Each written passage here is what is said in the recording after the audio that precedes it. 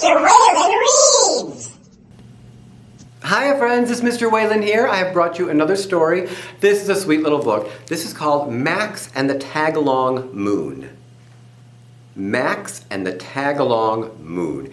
It was written by Floyd Cooper, who I found out started drawing pictures when he was 3 years old and just never quit. So if you like to draw, drawing is something you like to do, keep it up, because look what Floyd Cooper's doing now. He's written and illustrated lots of books. This is a sweet little story about a boy and his connection to the moon. You ever watch the moon follow you home at night? Say it's a long drive home and you look up and there's the moon, and then a little while later you look up and there's the moon still following you home.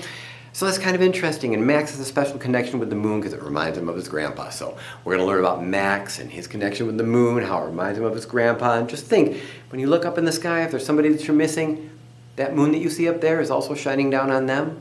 It's kind of cool because it can connect you with the person that you're missing. And that's what happens with Max and his grandpa. So it's a sweet little story. I had fun reading it. My pleasure to share it with you. I hope you enjoy it. Max and the Tag-Along Moon by Floyd Cooper. Max and the Tag-Along Moon. One night, as Max was leaving Grandpa's house, he reached up to give Grandpa a big hug goodbye. In the sky behind Grandpa appeared a big, fine moon. "Look, Grandpa, the moon. That old moon will always shine for you, on and on." Grandpa and Max gazed quietly at the big moon together as it embraced them in soft yellow light. Max smiled at the moon and Grandpa, then climbed into the car. "Bye-bye, Grandpa. Bye-bye, moon." As the car pulled away, Max kept his eyes on Grandpa until he disappeared from sight, and all he saw was the moon. Max kept his eyes on that moon, waiting for it to disappear too. The long ride home was swervy-curvy, this way and that, all the way, and the moon seemed to tag along. Max giggled as he watched the beautiful bright orb flicker through the passing trees, trailing behind the car as it traveled home, this way and that, playing peekaboo. Up a hill, down a hill, the moon was ever there. Over a bridge, around a curve, the moon bounced along.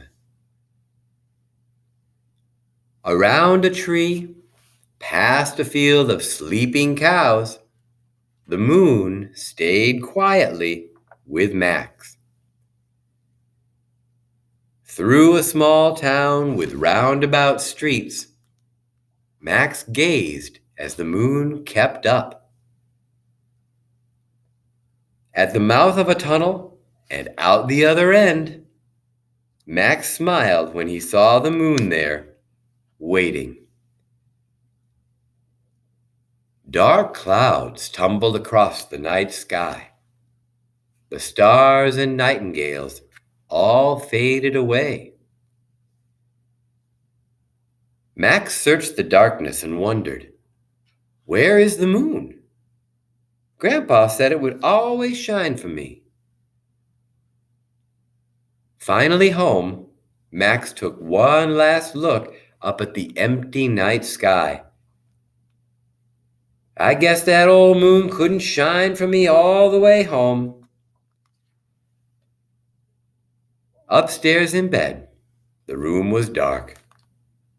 Max felt alone. He missed Grandpa.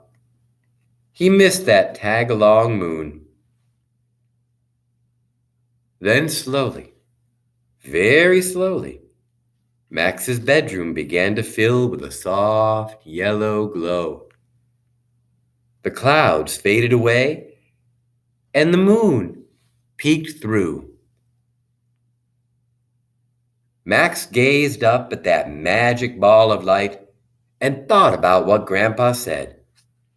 That old moon will always shine for me, on and on. Max knew then that whenever he saw the moon, he would think of Grandpa, on and on. And he slept soundly, embraced in soft yellow light.